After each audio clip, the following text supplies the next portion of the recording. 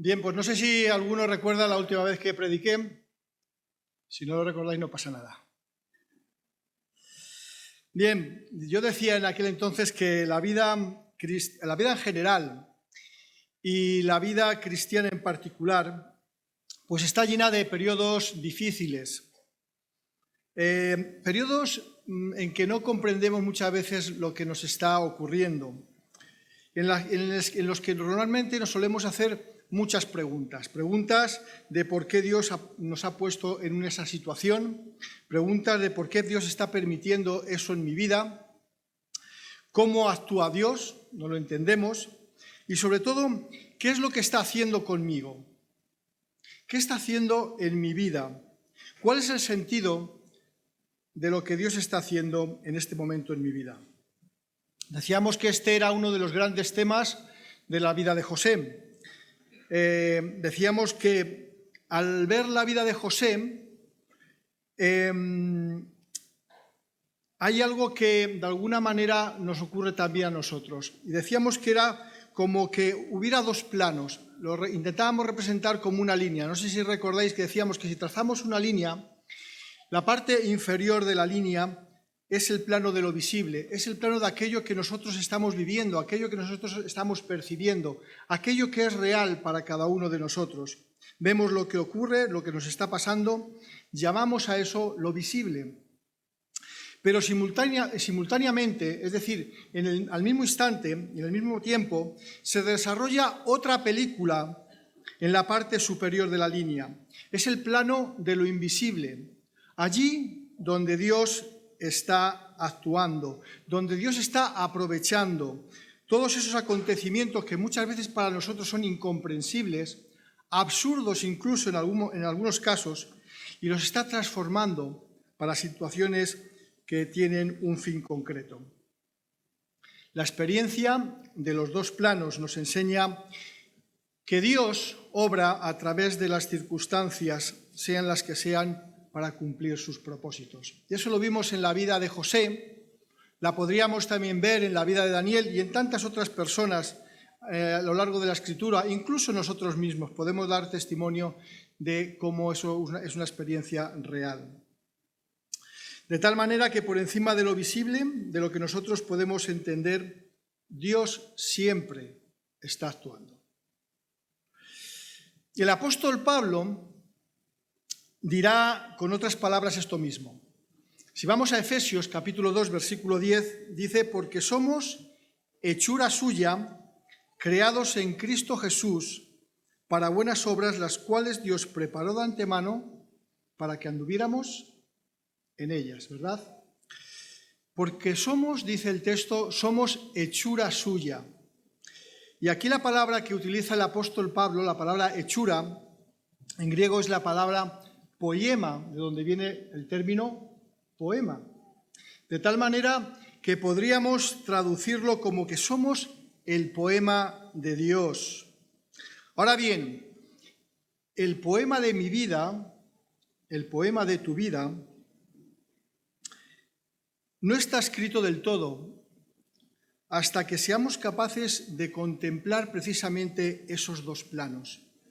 Lo que nosotros hemos vivido y lo que había por detrás, es decir, todo lo que el Señor estaba haciendo. Posiblemente hasta que no estemos en la presencia del Señor nunca vamos a entender ni comprender todo eso que el Señor ha hecho, que ha trazado en nuestra vida, precisamente para que esas buenas obras, para que andáramos en ellas. Y en esta mañana será otro joven, en este caso como José, el que nos va a enseñar o nos va a ayudar a entender precisamente otro principio que quiero dejaros en esta mañana. Y no sé si os habéis dado cuenta, todos los jóvenes, que en la Escritura Dios utiliza precisamente a gente muy joven para cumplir sus propósitos. Utilizó a José con tan solo 17 años y empezó a experimentar los propósitos de Dios para su vida. Pero podríamos citar a muchos más en la Escritura.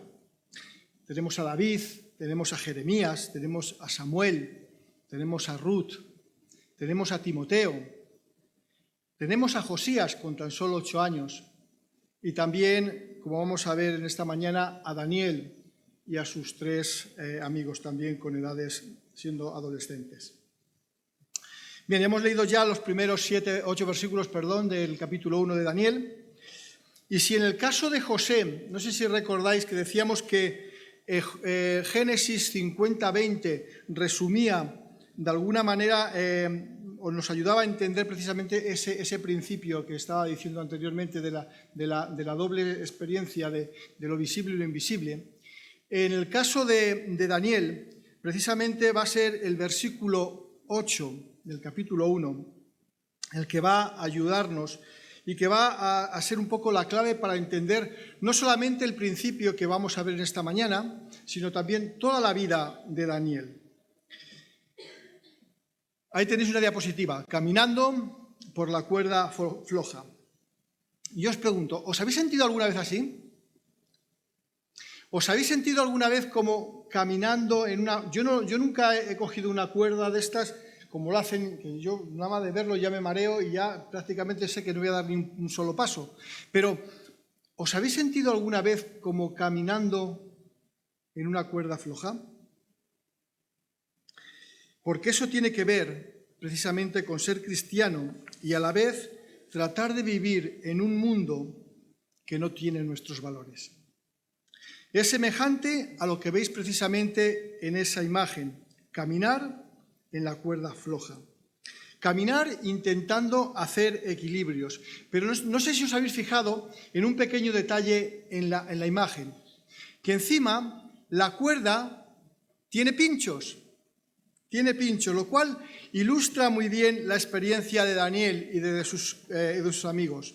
Y también, de alguna manera, ilustra nuestra propia experiencia, porque vivir la vida cristiana en medio de nuestra sociedad, en medio del entorno en el cual el Señor nos ha puesto, muchas veces tiene que ver con hacer equilibrios en una cuerda que tiene muchas dificultades, que tiene muchos pinchos, que hay muchas complicaciones, que no es fácil vivirla. ¿Cómo seguir a Dios, hacer lo que es su voluntad y a la vez vivir en un entorno que no es el más fácil, que no es el más deseable, que encima tiene dificultades, tiene pinchos y que nos hace que andemos siempre buscando equilibrios? Pues la experiencia de la cuerda floja solo es posible si entendemos que estamos en medio de este mundo para cumplir aquello a lo cual el Señor nos envió. Nosotros estamos en medio de esta sociedad porque tenemos propósito para estar allí.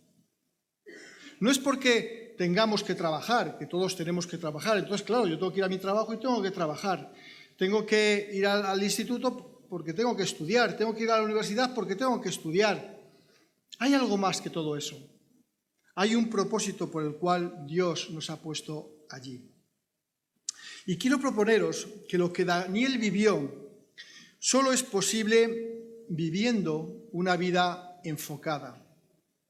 Solo podremos andar, solamente podremos experimentar el caminar en la cuerda floja sin caernos, viviendo una vida enfocada. Podemos entender lo que quiero decir si miráis la imagen del proyector, ¿verdad? Si veis que la imagen es nítida, pues entonces todo lo que estáis viendo se puede observar, se puede entender, se puede leer incluso. Pero, ¿qué ocurre cuando desenfocamos la imagen del proyector? Ya lo único que vemos son sombras. Nos falta nitidez. Vemos cosas, pero no con la suficiente claridad. Incluso si hubiera algún texto escrito, tampoco lo sabríamos entender. Y muchas veces nuestras vidas precisamente parecen en ocasiones sombras. No puede leerse claramente el mensaje. Se puede ver algún tipo de luz. Sí, podemos estar reflejando algo de Jesús, pero no se lee claramente el mensaje. De alguna manera hemos perdido nitidez y tenemos que volver a tener vidas enfocadas. Y ahora, ¿qué significa? ¿Qué significa una vida enfocada? Pues una vida enfocada significa que tú, que yo, vamos a conectar nuestra vida con lo que Dios está tratando de hacer en este mundo, en medio de esta sociedad, sea allí donde el Señor te ha colocado. Una vida enfocada tiene que ver con vivir la vida, tu vida, mi vida, a la luz de los propósitos de Dios. No a la luz de nuestros propios deseos, de nuestras propias ilusiones, de nuestros propios proyectos de vida, sino a la luz de los propósitos de Dios. Una vida enfocada, consiste en estar conectados a la gran historia de Dios. ¿Y cuál es la gran historia de Dios? Pues la gran historia de Dios es la historia que trajo precisamente a Jesús a este mundo y que hemos recordado a través de la Santa Cena. Y Jesús vino y estuvo con nosotros por algo muy concreto. Su vida sí fue una vida enfocada. ¿Sabéis? El ser humano, cada uno de nosotros, no tenemos miles de problemas. El ser humano solamente tiene un problema, con muchas ramificaciones, con muchas demostraciones, pero un solo problema. Y es el problema del mal, el problema del pecado. Y Jesús vino precisamente enfocado a eso. Porque ese era parte del gran propósito, de la gran historia que Dios está trazando a lo largo de toda la historia. Todos sabemos que Jesús vino a este mundo por causa del pecado y eso mismo Él también nos envió a nosotros que hiciéramos. De la misma manera que el Padre le envió a Él, encontramos en el Evangelio de Juan, justo en la oración sacerdotal en Juan 17, y después de la resurrección encontramos lo mismo, que Jesús dice, de la misma manera que el Padre me ha enviado, para lo mismo que el Padre me ha enviado, con el mismo propósito con el que el Padre me ha enviado, yo ahora también os envío. De modo que una vida enfocada es una vida que se conecta con esto, que está en función de rescatar a las personas y de destruir el mal. No solamente rescatar a las personas, tiene que ver con misión, no solamente con evangelización, tiene que ver también con destruir el mal. Si recordáis en la vida de Jesús, no solamente Jesús vino a salvar, sino que luego Él resucitó a muertos, sanó a enfermos, es decir, todos aquellos efectos que tienen que ver con el pecado, Él también vino a destruirlos de alguna manera. Y eso mismo es lo que tenemos que hacer nosotros, no solamente rescatar a las personas, sino también, en este sentido, destruir el mal. El mal, allí donde se encuentre, con el tipo de expresión que exista, y todos nos encontramos diariamente con expresiones del mal que tenemos que denunciar, que tenemos que luchar y que tenemos que de alguna manera poner de manifiesto lo que Dios quiere para el ser humano. Estar enfocados implica dos cosas que son las que vamos a ver en esta mañana en Daniel. Identificación sin confusión. Identificación y confusión con el entorno en el que nos encontramos cada día. Y los versículos que hemos leído, los primeros 8 versículos de Daniel, nos van a ayudar precisamente a entender estas dos implicaciones. ¿Cuál es el contexto del libro de Daniel, de estos 8 versículos que hemos leído? Pues el contexto es el contexto de un pueblo, del pueblo de Israel y en este caso del reino de Judá. Pero el reino de Judá totalmente desenfocado. Judá y el reino del sur se habían convertido en algo perverso. Perverso de lo que ellos tenían que ser. Ellos tenían que haber sido capaces de reflejar, de mostrar a Dios al resto de las naciones que había alrededor, ser ese canal de bendición que Dios había prometido a Abraham y de alguna manera, en vez de estar enfocados en eso, pues se pervirtieron totalmente. Y en vez de ser bendición, lo que fueron es un obstáculo. Y esto lo vemos también en la historia de la Iglesia. Si leemos y estudiamos un poco la historia de la Iglesia, Vemos que eso ha ocurrido en diferentes momentos de la historia de la Iglesia, sobre todo cuando la Iglesia se institucionaliza, cuando al final la Iglesia se convierte en un fin en sí mismo y entonces ya no sirve para lo cual el Señor la ha enviado. Y en este caso, cuando ya no es un canal de bendición, se convierte, como en el caso de Judá, en un obstáculo. Y cuando esto ocurre, ¿qué es lo que nos dice el versículo 2? Dice que el Señor entregó a Nabucodonosor en sus manos a Joacim, rey de Judá. Es decir, Dios tiene que intervenir. Y Dios entrega, en este caso a Nabucodonosor, a Judá, junto con su rey y con todo su pueblo. Y a partir de este momento, el pueblo de Judá, en este caso Judá, es llevado cautivos a Babilonia. Y Dios, fijaros lo que nos va diciendo también el texto, aparece como un Dios vencido. Esto era algo que era muy normal en aquella época, cuando una nación pues conquistaba a otra nación. De alguna manera, lo que se quería poner de manifiesto es que nuestro Dios es mucho más fuerte que vuestro Dios.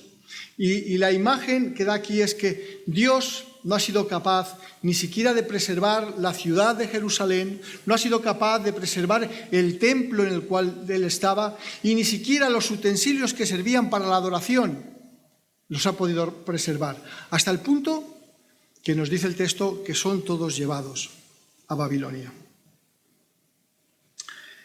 De forma simbólica también aparecen aquí en el versículo 1 dos elementos que nos van a ayudar a entender las claves de lo que supondrá para Daniel y para todos los deportados. Estos dos elementos son dos ciudades, y a lo mejor no nos hemos parado a pensar, porque bueno, lo leemos y aparte lo hemos leído muchas veces en otros pasajes de la Escritura, y aparecen siempre esas dos ciudades, Jerusalén y Babilonia. Bueno, pues la historia de la Escritura no la podemos entender sin Jerusalén y sin Babilonia. Jerusalén, y creo que esto lo entendamos muy bien, porque este concepto nos va a ayudar a comprender cuál es nuestro papel como Iglesia en medio de la sociedad en la cual el Señor nos ha puesto. Jerusalén es la ciudad de Dios. Jerusalén es la ciudad donde Dios es adorado. Jerusalén es donde está la presencia de Dios y de alguna manera, de alguna forma, donde la voluntad de Dios se pone de manifiesto, se realiza. Dios construye Jerusalén y eso a la vez es una imagen de la Iglesia. ¿Recordáis? Si vamos al Apocalipsis, en el capítulo 20, vemos que es la nueva Jerusalén la que desciende del cielo, ya sin ningún tipo de contacto, ni relación, ni referencia con el pecado, en la que Dios ya reina y todo su pueblo está adorándole. La ciudad de Dios, el pueblo de Dios. Y la otra ciudad es Babilonia. Y esta es la otra imagen. En la Biblia es un símbolo de todo lo contrario, de lo que está en contra de Dios. La primera vez que aparece Babilonia, recordáis en Génesis 11, es una ciudad que se llamaba Babel. Y entonces los hombres de esa ciudad lo que hacen es construir una torre precisamente porque lo que quieren es llegar al cielo, destituir a Dios y hacerse un nombre propio. En definitiva, es el símbolo de la ciudad sin Dios.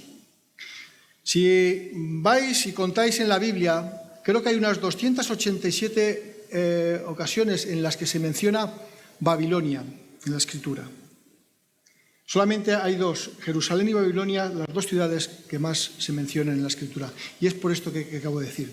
Y si vamos también al Apocalipsis, veremos que Babilonia precisamente tiene un papel muy importante en los capítulos 17, 18 del Apocalipsis, porque de alguna manera es cuando el anticristo y todas las fuerzas del mal están luchando contra el pueblo de Dios. Bien, pues Babilonia ahora, o mejor dicho, Jerusalén ahora se encuentra dentro de Babilonia. Y lo que nos dice, de alguna manera, los primeros versículos de Daniel es que ahora Jerusalén va a tener que construirse dentro de Babilonia. A partir de ahora, la misión de dar a conocer a Dios, de caminar en esa cuerda floja, de que el pueblo de alguna manera viva enfocado, que Daniel y sus amigos vivan enfocado, van a tener que ver con que ellos van a tener que vivir, ya no en Jerusalén, sino precisamente en Babilonia. Y es ahí donde van a tener que vivir el doble principio de la identificación sin confusión.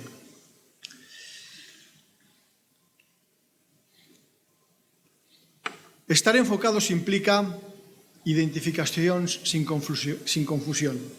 Y eso vivirlo en nuestro entorno. Ahora, la identificación. ¿Cómo se realizó la identificación en el caso de Daniel y de sus amigos? Pues bien, el elemento de la identificación tiene que ver con aquellas cosas que Daniel tuvo que aceptar.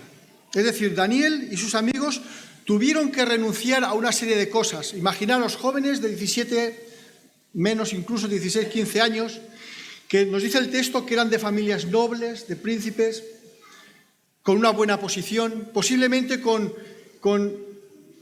sueños en su vida, con proyectos ya que estaban emprendiendo, y de repente tienen que renunciar a todas esas inspiraciones de su vida y aceptar el ser llevados contra su voluntad, en este sentido, a otro lugar.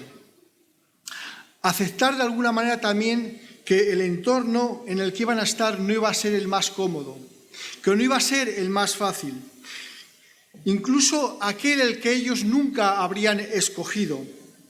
Pero el hecho de que ellos no hubieran escogido ese entorno no significaría que Dios los quisiera realmente utilizar allí donde los iba a llevar. Aun cuando el sitio nunca había sido el sitio mejor soñado para su vida. Y Daniel tuvo que aceptar eso. La identificación tenía que ver con aceptar que Dios le estaba llevando a un sitio diferente, a un sitio en el que Él le quería utilizar. Pero no solamente eso, sino que Daniel tuvo que aceptar estudiar cosas que para un judío eran odiosas.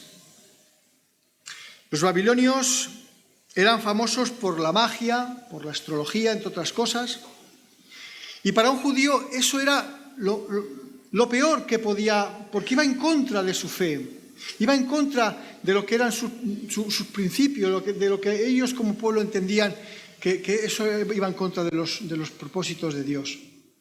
Y sin embargo, tuvieron que aceptarlo.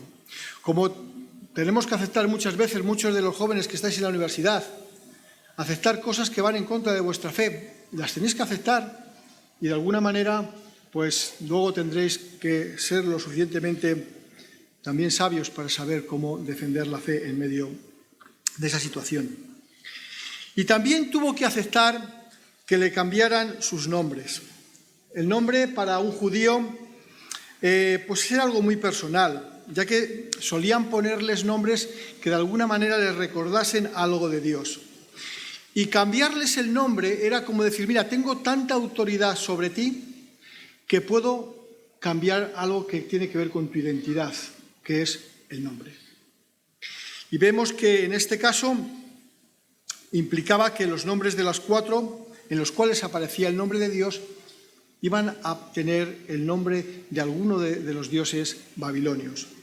En el caso de Daniel, y al igual que en el caso de Misael, él era el Elohim de Dios. En el caso de Azarías, Azarayu, el nombre tenía que ver con Yahvé, y en el caso de Adonai, el de Ananías tenía que ver con el Adonai de Dios. Por lo tanto, algo que les identificaba, que les recordaba en todo momento algo de Dios. Su nombre había una identidad.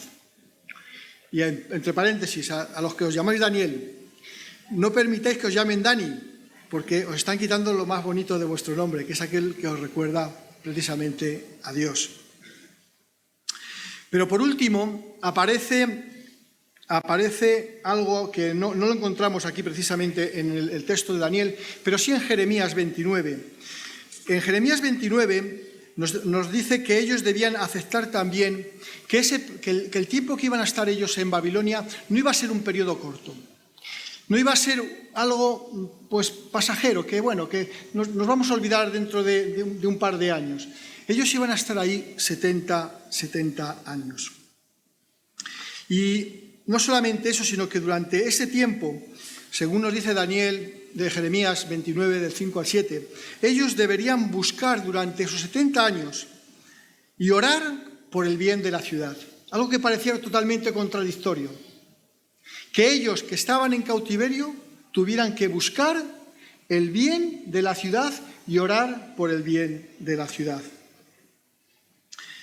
Pero lo que Dios a través de Jeremías les está diciendo es que deben de estar tan identificados que si quieren estar enfocados, deben tener una actitud intencional por identificar las maneras en las que ellos pueden ayudar al bien y a la mejora de la ciudad. Y para eso ellos tendrían que conocer, tendrían que involucrarse, ser parte de la ciudad como cualquiera de los otros. Ahora Dios ya nos iba a mostrar de una manera atraccional. Recordáis que antes las naciones iban a Jerusalén a adorar a Dios. Ya no era que vinieran a Jerusalén, ya no es que vengan a la iglesia. No, ahora será misional, estar con la gente allí donde está la gente, en el contexto de la vida de la gente.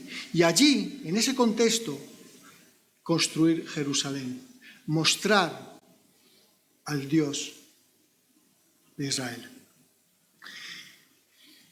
Para darnos, y si queremos darnos a los demás, debemos cambiar la forma de mirar. Y eso tuvieron que aprenderlo también Daniel y sus amigos. Podemos estar presentes y no darnos. Y para darnos debemos cambiar la forma en cómo miramos lo que hay a nuestro alrededor. ¿Recordáis? En tiempos de Jesús todos estaban físicamente ahí. Estaban Jesús, estaban los apóstoles. Y sin embargo los discípulos veían a las multitudes como un agobio. Sin embargo Jesús veía personas y veía que eran ovejas que no tenían pastor. Nosotros somos muchas veces tentados a mirar alrededor nuestro con mirada de turista. Pero las personas con las que nos relacionamos diariamente, todos los días, allí donde el Señor nos ha puesto, son algo más que compañeros de trabajo.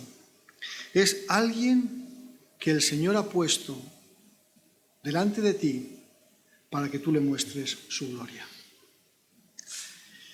Tenemos el mayor ejemplo, ya lo sabéis, en la persona de Jesús. Él debe ser nuestro modelo de identificación. Jesús lo tenía muy fácil, podía haber puesto altavoces en el cielo, ¿verdad? Haciendo un poquito la metáfora que utilizó Daniel el domingo pasado. Bueno, podía haber puesto altavoces en el cielo, haber dado el mensaje 24 horas, 7 días a la semana y los 365 días del año, y hay el mensaje para que todo el mundo entendiera que Él era el Señor y que todos volvieran a Él. Pero no lo hizo. Podía haber mandado una lluvia de Biblias para que todo el mundo ya tenga una Biblia, que la lea, pero no lo hizo. O como decía Daniel, pues podía haber venido en este momento que tenemos YouTube y entonces la resurrección se había retransmitido y si no la habías visto, pues entonces podías ver el YouTube y entonces ya te enterarías que había resucitado. Pero ese no es el modelo. El modelo es que Él se hizo uno de nosotros. Él tomó un cuerpo humano y lo tomó con todas las consecuencias. Jesús se identificó de tal manera con la humanidad que se hizo como uno de nosotros. ¿Os imagináis qué tipo de identificación nos está pidiendo Dios para con nuestra sociedad? Que nos hagamos de ellos, de esa sociedad que odia a Dios y que le ha dado la espalda. Lo mismo que hizo Jesús. Ese es el tipo de identificación que espera Dios de nosotros. Por eso la metáfora que Jesús usó con sus discípulos era precisamente la de la sal, que tiene que estar en contacto estrecho con la carne para llevar a cabo su misión. Y todos los deportados, Daniel y sus amigos incluidos, tuvieron que adoptar este tipo de identificación, al igual que nosotros en nuestro tiempo. Pero no solamente identificación, hemos dicho también que estar enfocados implica hacerlo sin confusión. Hacerlo sin confusión es la otra cara de la moneda. ¿Cuándo puede ocurrir la confusión? La confusión es cuando yo me hago tanto como uno de ellos que acabo teniendo sus valores, que acabo teniendo su moral, que acabo teniendo sus principios, que acabo siendo como ellos. Y entonces, cuando termino siendo como ellos, entonces me confundo. Y cuando me confundo, ya entonces no existe una diferencia entre yo y esta sociedad. Y entonces mi estilo de vida es tan parecido a ella que el mensaje de transformación de Jesús no les dice nada a ellos. Porque yo soy uno igual que ellos. Porque no hay diferencia. No hay algo que sea diferente. Por lo tanto, ¿qué me puede ofrecer el mensaje de Jesús para mí? ¿Entendéis? Nosotros tenemos que permanecer a la vez que identificados, pero sin la confusión. Y eso nos va a permitir, entre otras cosas, poder cumplir y seguir enfocados con la misión a la cual el Señor nos ha enviado. Fijaros, si la identificación en el caso de Daniel tuvo que ver con aquellas cosas que tuvo que aceptar, en el caso de la no confusión, tiene que ver con aquellas cosas que no iba a aceptar. Y nos dice el versículo 8 que Daniel propuso en su corazón no contaminarse con la porción de la bebida del rey, de la comida del rey, ni con la bebida, ni con el vino que bebía, y pidió que no se lo obligase a contaminarse. ¿Qué significa no contaminarse? Bueno, cuando decimos, y esto lo sabemos todo porque lo hemos experimentado durante 2 años, cuando decimos que el aire está contaminado es porque hay algo tóxico en el aire, hay algún virus, ¿verdad? Hay algún virus, está en el aire, y entonces es algo tóxico, algo que nos puede perjudicar a nuestra vida, a nuestro cuerpo, en este caso. Y entendemos que esas partículas tóxicas que hay en el aire es lo que nos puede hacer que seamos personas contaminadas. Lo mismo pasa con el agua. Si cogemos el agua, que todos sabemos cómo debe ser el agua pura y tal, y echamos nada, aunque sea muy poquito, un elemento tóxico en el agua, ya decimos que ese agua no es agua pura, sino que es agua contaminada. Bien, pues, ¿de qué forma Daniel está tratando de decir que aunque se identifique con los babilonios, no va a admitir un elemento tóxico en su vida? Porque entonces, si admite ese elemento tóxico, entonces Dios no va a poderle utilizar y ya no podrá servir ni glorificar a Dios en su vida. Y quiero invitaros a pensar que lo que Daniel tuvo que hacer cuando leemos este versículo 8 es un símbolo.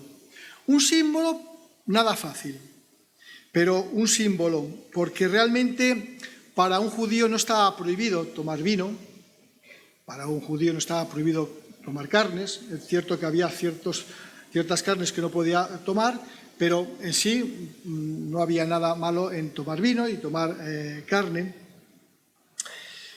Y de hecho, si vamos a Daniel, capítulo 10, versículo 3, veremos que Daniel encontró vino, encontró carne allí en Babilonia, y comió carne y comió vino. Pero Daniel lo tomó como un símbolo.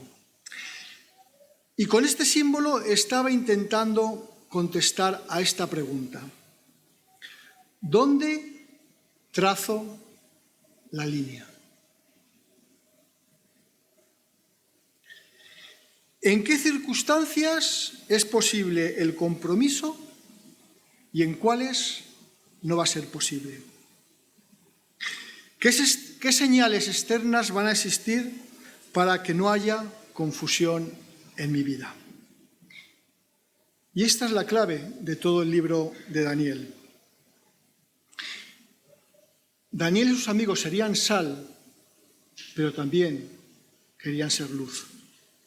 Pero una luz nítida, de tal manera que en sus vidas no se vieran simplemente sombras, sino que se pudiera leer claramente el mensaje.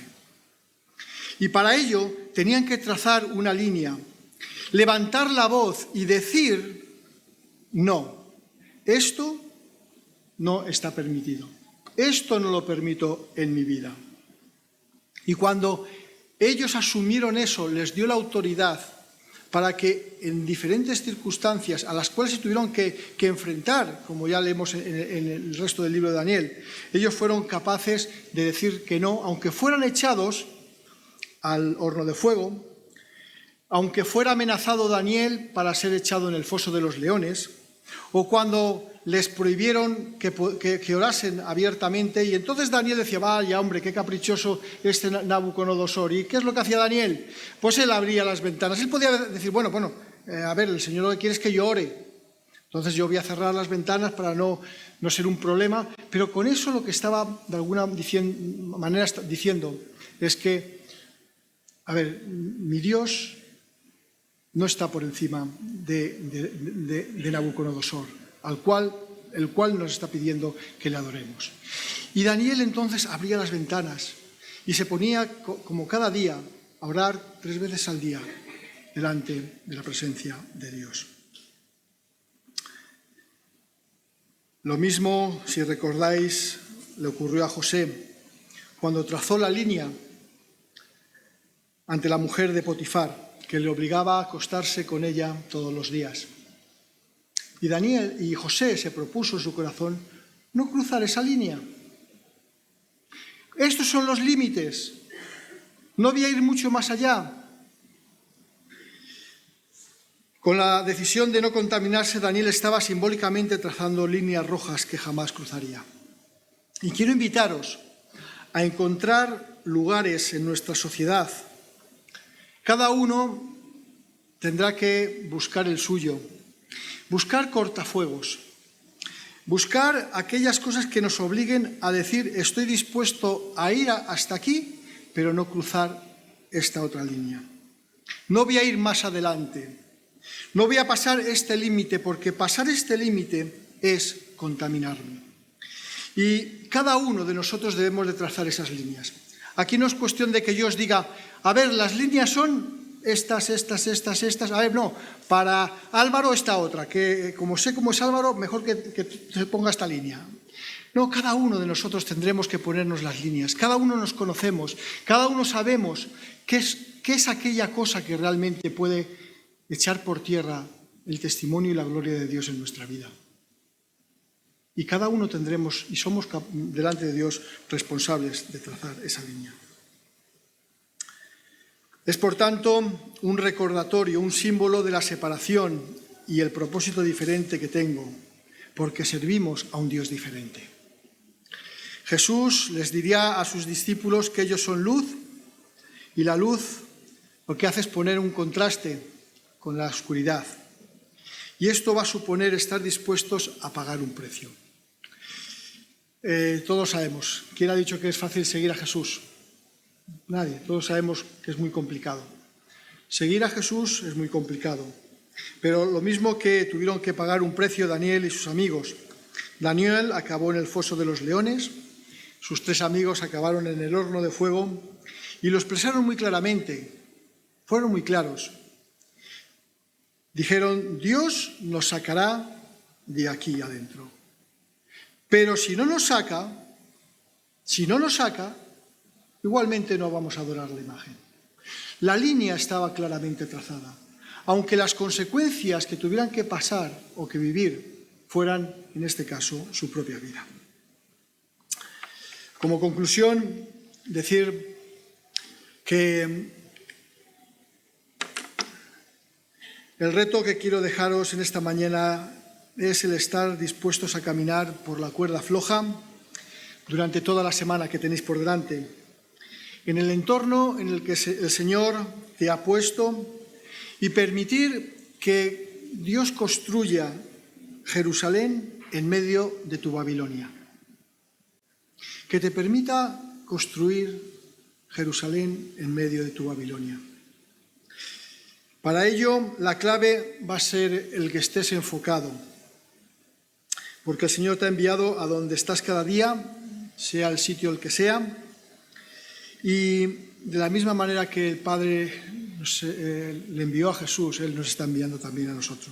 Y recuerda que esas dos implicaciones son identificación sin confusión, sal y luz. Sé parte, por favor, de las personas con las que te relaciones diariamente. Conoce sus problemas, sus inquietudes, sus luchas, sus sueños. Ora por ellos, ministralos, a la vez que pídele al Señor que te indique qué líneas rojas no vas a cruzar. ¿Qué líneas rojas no vas a permitir que haya en tu vida para que no contaminarte? Y de esa manera dar la gloria a Dios y a los que de alguna manera tienes a tu alrededor. Vamos a pedir al Señor que nos ayude en algo tan complejo, tan complicado como es precisamente esto, andar por la cuerda floja. Señor y Padre, queremos darte muchas gracias por tu palabra, por el ejemplo de jóvenes con tan solo 17 años, 16 años, adolescentes, que fueron capaces de entender claramente los propósitos y los planes que tú tenías para sus vidas, que fueron capaces de construir Jerusalén en medio de Babilonia, que fueron capaces de vivir vidas enfocadas en todo momento y que nos sirven también de ejemplo para saber que lo importante de todo eso es que seamos lo suficientemente capaces de vivir en medio sin confundirnos, manteniendo nuestra identidad como pueblo tuyo, como hijos tuyos, para que tú seas glorificado, para que los demás puedan conocerte, Padre. Te damos muchas gracias por el ejemplo de estos jóvenes y te ponemos delante de ti a cada uno de nosotros en esta semana que tenemos por delante y en las cuales, Señor, tú quieres utilizarnos también. Te lo ruego en el nombre de Jesús. Amén.